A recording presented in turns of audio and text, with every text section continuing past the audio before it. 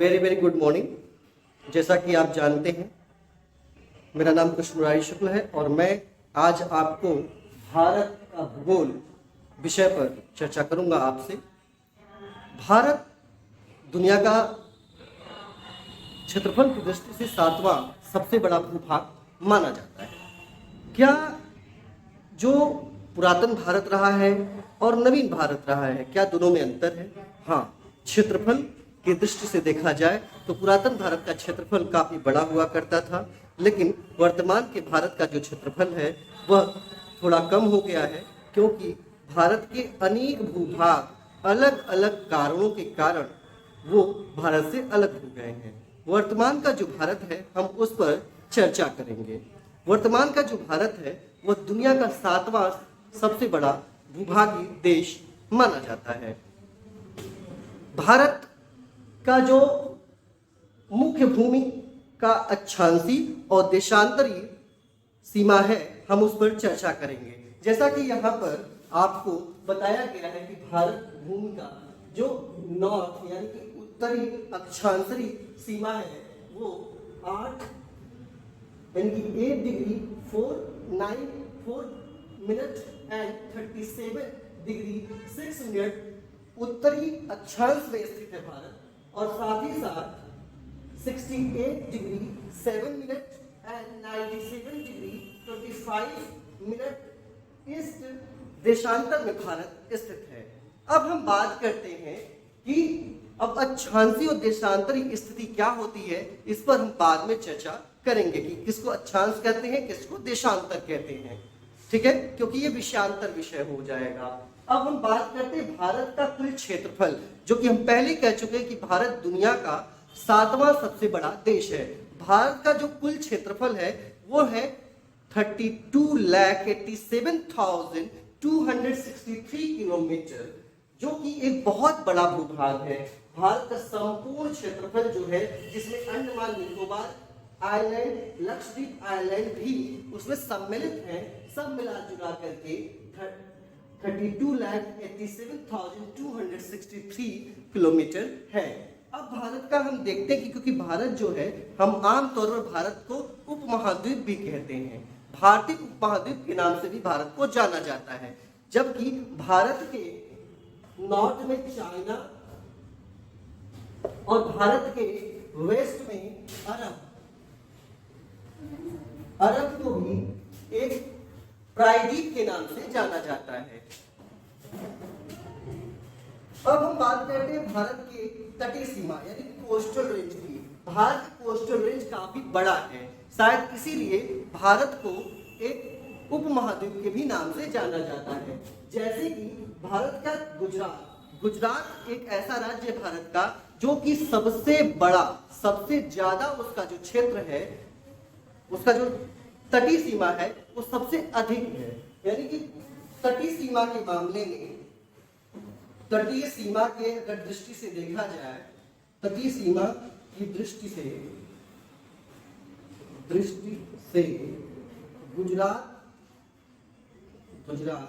सबसे बड़ा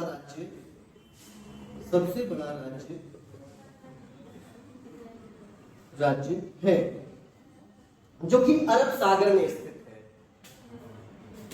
तो हम गुजरात से लेकर के और भारत के दक्षिण भाग, जो कि ये दक्षिण भाग आपका इंडियन ओशन में पड़ता है, और हम वहां से जब आगे चलते हैं बे ऑफ बंगाल, बंगाल की खाड़ी, जिसको हम गंगा सागर के नाम से भी जानते हैं, बंगाल तक जो कुल क्षेत्रफल है वो 7,516.5 किलोमीटर दर्ज किया गया है। अब हम बात करते हैं भारत के जो पड़ोसी राज्य हैं उनकी। पड़ोसी राज्य और राष्ट्र में थोड़ा अंतर है। जैसे कि हम भारत के जो पड़ोसी राज्य हैं, नेपाल, भूटान, बांग्लादेश,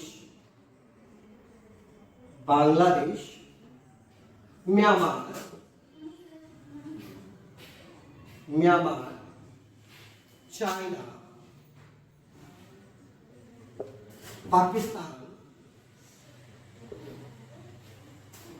अफगानिस्तान, अफगानिस्तान, श्रीलंका,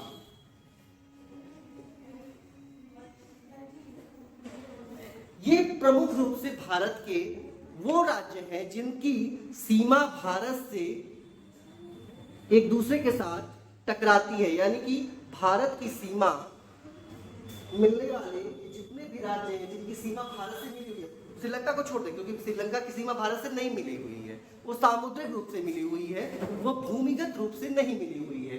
भूमि रूप से अगर भारत की सीमा अगर किसी से मिलती है तो पाकिस्तान, अफगानिस्तान, चाइना, नेपाल, भूटान, म्यांमार और बांग्लादेश। हम तिब्बत को भी भारत का पड़ोसी राज्य मानते तो हैं, लेकिन वो वर्तमान परिप्रेक्ष्य में वो चाइना का उपनिवेश है। तिब्बत एक उपनिवेशी राज्य है। अब हम बात करते हैं भारत के आइलैंड्स की, जिसमें अंडमान एंड निकोबार भारत का सबसे बड़ा आइलैंड है। भारत का जो कि भारत के साउथ ईस्ट में ये दिखाई पड़ता है। भारत के और दूसरा है लक्षद्वीप आइलैंड जो कि भारत के एक वेस्ट साउथ में है। अंडमान और निकोबार का जो कैपिटल रेंज है उसको हम इंदिरा पॉइंट के नाम से जानते हैं। जैसे कि इंदिरा पॉइंट को हम पहले दूसरे नाम से भी जाना करते थे।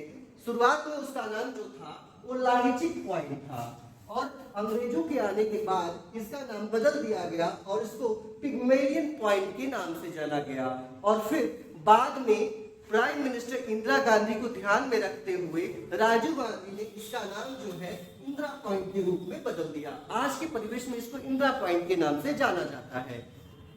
वहीं पर हम भारत के लक्षद्वीप आइलैंड की बात करते हैं जो कि दुनिया का अजीबोगरीब आइलैंड है, जिसका क्षेत्रफल लगातार बढ़ता जा रहा है।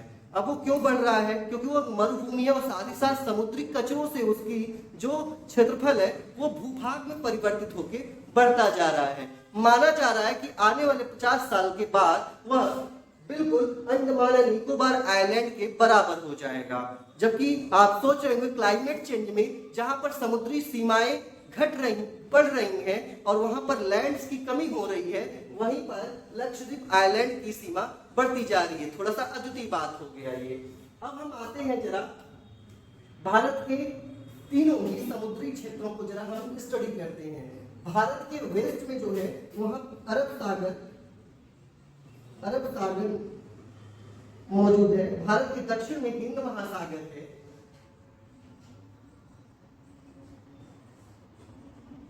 और भारत के ईस्ट में जो है बंगाल की खाड़ी, जिसको हम बे ऑफ बंगाल के भी नाम से जानते हैं, बंगाल की खाड़ी, इसको बंगाल की खाड़ी के रूप में जाना जाता है, लेकिन इसका वास्तविक जो नाम है वो गंगा सागर है।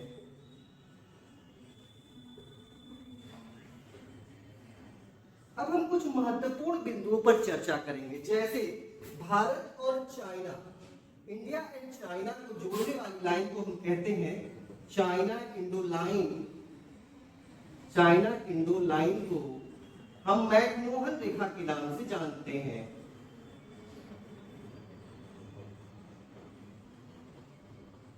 और वहीं पर पाकिस्तान और इंडिया को जोड़ने वाली लाइन को, इंडो पाक लाइन को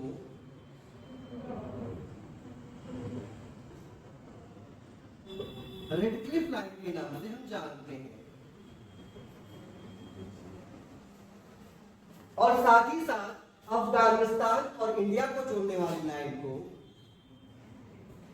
इंडो अफगान लाइन को हम डूरंड रेखा के नाम से जानते हैं।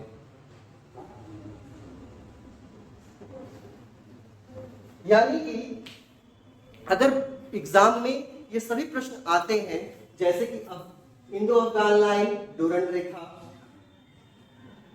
इंडो पाक लाइन रेडक्लिफ रेखा, इंडो चाइना लाइन मैकमोहन रेखा, भारत के वे राज्य या वे पड़ोसी देश जिनका सीमा भारत से टच होता है, जैसे पाकिस्तान, अफगानिस्तान, चाइना, नेपाल, भूटान, बांग्लादेश और म्यांमार है। साथ ही साथ सामुद्रिक रूप से भारत का कौन सा देश है जो भारत के सीमा से मिलता है, वो है आपका श्रीलंका। अब हम बात करते हैं जरा सामुद्रिक रूप से बांग्लादेश भी मिलता है भारत का, ये भी हम जानेंगे, लेकिन उसको लैंड से भी मिलता है, ये हमें पता होना चाहिए। अब आने वाले वीडियो में हम भारत का एक सामान्य परिचय इंटरनल वे पर पढ़ेंगे। तब तक के लिए धन्यवाद।